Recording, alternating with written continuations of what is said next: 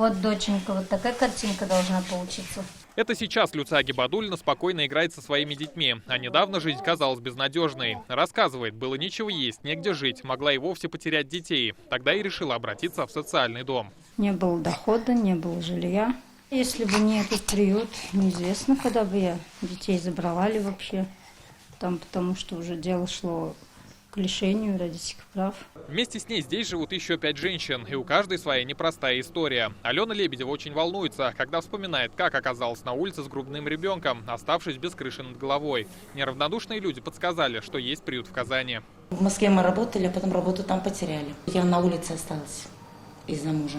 Рита плакала, и мы вот зашли в любой подъезд, мы с ней там с этой женщиной познакомились. Она пошла за кормом для кошек, а Рита была в ее подъезде. Вот. И так вот она до сих пор помогает ей, все, вот она нашла это все.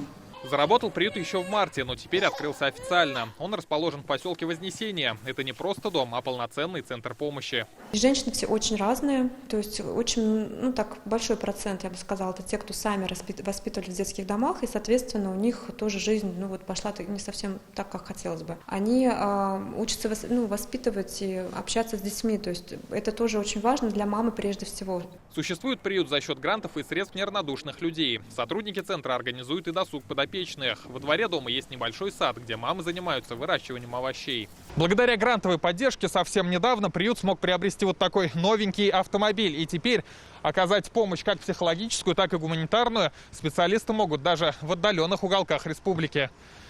Здравствуйте. Здравствуйте. Куда это все везете? Везем в Зеленодольск подопечной семье Подгузники. В приюте не только оказывают помощь, но и готовы ее принять. Будь то теплые вещи, продукты или детские игрушки. Протянуть руку помощи можно, позвонив по номеру, указанному на экране. Рамиль Галиуллин, Игорь Романов, ТНВ, Казань.